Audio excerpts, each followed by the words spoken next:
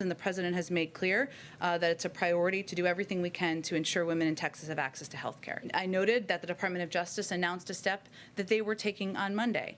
Clearly, this law this bill that was signed into law is something we strongly oppose.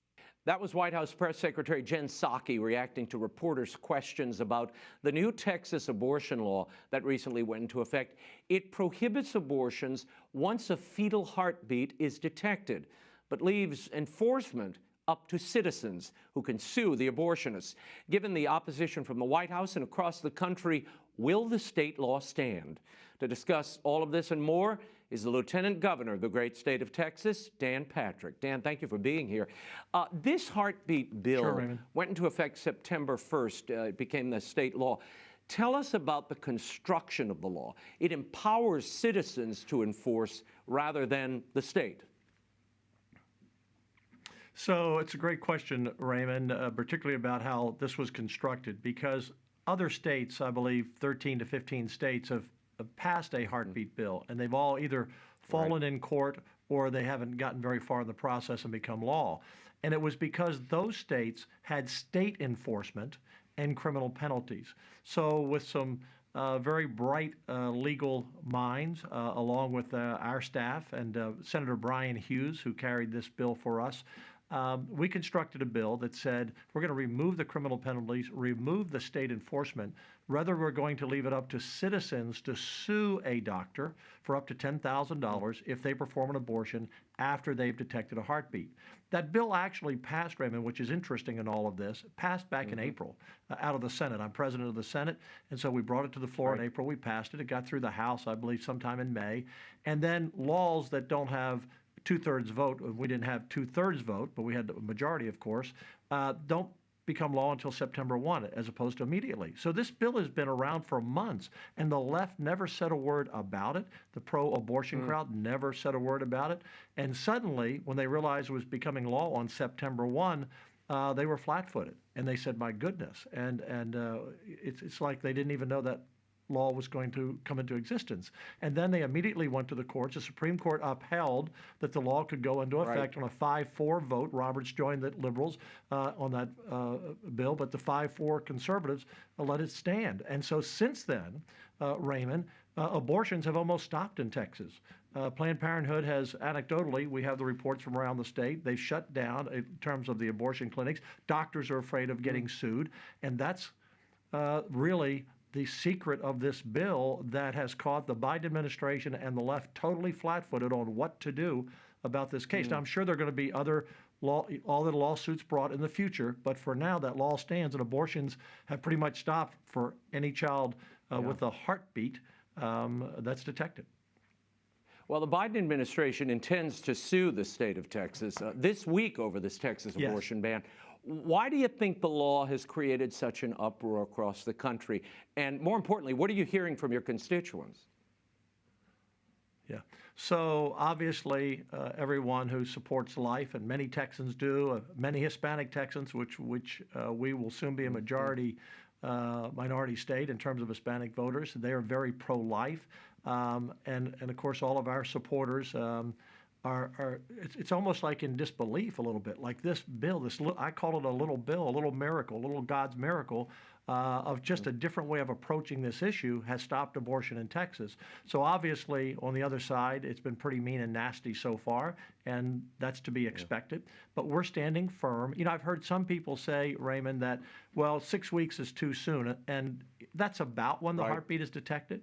But you don't exactly know. And my answer to those folks is, so when is it too late? In other words, should it be 12 weeks? Should it be 15 weeks? Should it be? We already stop abortion at 20 weeks in Texas. My point is, as soon as a heartbeat is detected, it's a life. It's a little Texan in the womb. And of course, I believe life starts at conception, as many do. But you can't argue with this. So I think what's happened is we brought this into full center, into the spotlight, that this is a baby with a detectable heartbeat. You're taking a life if you perform an abortion. So sometimes people live in denial. Some of those who are on the fence on this issue or against abortion, they've been able to just kind of push this issue to the side. But now, what can they argue? It's a baby with a heartbeat. And is it too soon? As soon as you have a heartbeat, you're a little Texan. And as Yeah. soon as you're conceived, of course, many of us believe you're a Texan. But they're having a hard time fighting back on this one. Yeah, well, Jen Psaki referenced possible action against Texas by the Justice Department. U.S. Attorney General Merrick Garland is supposedly looking at all options to challenge the law. He's promising to support the abortion clinics. He says they're under attack. And as you mentioned, the Supreme Court declined to block the Texas law. But on September 2nd, Nancy Pelosi spoke at an event in Austin, Texas, when she said this. When we go back to Washington, we will be putting Roe v. Wade codification on the floor of the House to make sure that women everywhere have access to the reproductive health that they need. Now, Dan, abortion is by statute regulated by the states. Does Pelosi run a risk of challenging that authority? In other words, could her attempt to federalize this backfire on her in the courts, strengthening the hand of state governments like yours? Well, I think it could well have that impact, Raymond. And you know what's happened over the years, and I've been in this fight for my entire life, and long before I came into politics back in 2007, I worked with crisis pregnancy centers. In fact, working in crisis pregnancy centers gave me the idea to pass the ultrasound bill in 2011, and that bill simply said, which they fought, that if you go in to get an abortion, that the Planned Parenthood has to give you, or any abortion center has to give you the right to see the sonogram, like we do crisis pregnancy centers, of course. And sure enough, what's happened since that law passed in 11, that I wrote back in 7, it took a few years to get it passed, but that we've decreased abortions in Texas from about 80,000 a year to 55,000 a year or so. About 25,000 lives have been saved every year in the last decade. They fought against that, and now they're fighting against this. So last year, the last couple of years, we've averaged in the mid-50s of thousands of abortions a year. We could see this plummet dramatically under this law. And again, I think what's happened is Nancy Pelosi and President Biden, all of the Biden administration, and those who are pro-abortion are looking at this and they're saying, boy, they've really put us in a little bit of a corner here, because now we have to fight. Think about what they have to fight now. They actually have to come out and say, we're willing to take the life of a baby with a heartbeat. And the fact that that's on the table and everyone in America gets to think about that, that will change a lot of minds, I think, on this issue. Some people have been on the fence, Dan, because sometimes, the left has been very good about saying, well, it's really not a baby, it's really not a life. Well, can't argue with this. Yeah, I've heard Rachel Maddow and others say this is basically, this new law, this heartbeat bill, is essentially a bounty system, they say, on women who want abortions. How do you respond to that? Because you're empowering the citizens to go out and sue these abortion providers. Well, while there's not an exact parallel, we empower citizens in this country to do a lot of things if they see something that's against the law. And it's against the law now for doctors to do this. So if a citizen is aware that it happens, they can bring a civil suit. Again, not a criminal charge, and that's what has the left on this really kind of tied up in knots of what to do, but a simple civil charge. And right now, the doctors, again, anecdotally, it's only been a short time since this bill passed, or became law, rather, on September 1st. Right. But right now, it appears the doctors aren't willing to take the risk, which was part of the idea behind the bill, to make doctors step back and say, wait a minute, I don't know if I want to be sued. And some doctors, it's unbelievable, but they can take, 5, 10, 15 lives in a shift when they abort babies. So they could be sued for every one. So and there aren't that many abortion doctors left anymore in America.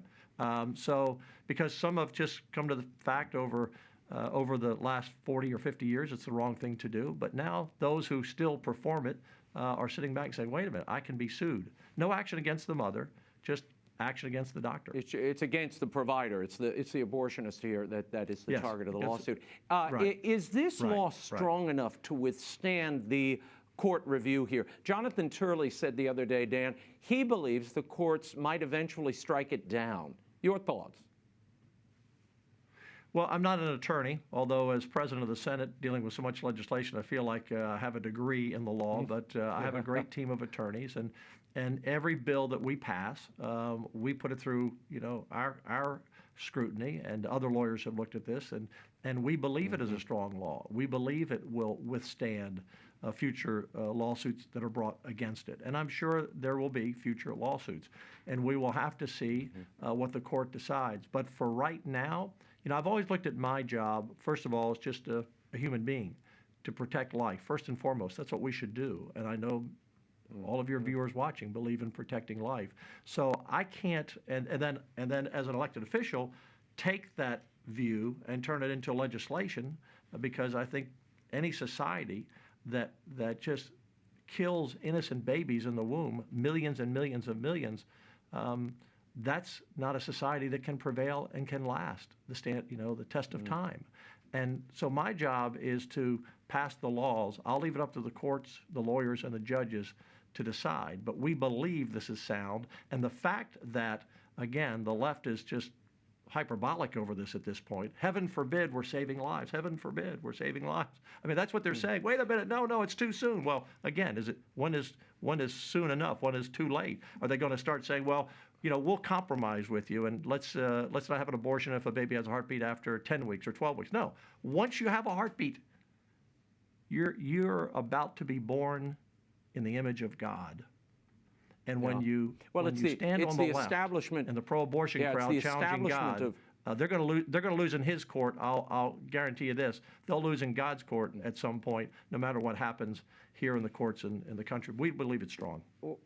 Yeah, well, also the establishment of personhood and life in the law in this way is obviously setting teeth a chatter in Washington, D.C. and beyond. Dan Patrick, Lieutenant Governor of Texas, thank you for your time. We will be checking in with you in the days ahead. Thank you, Raymond.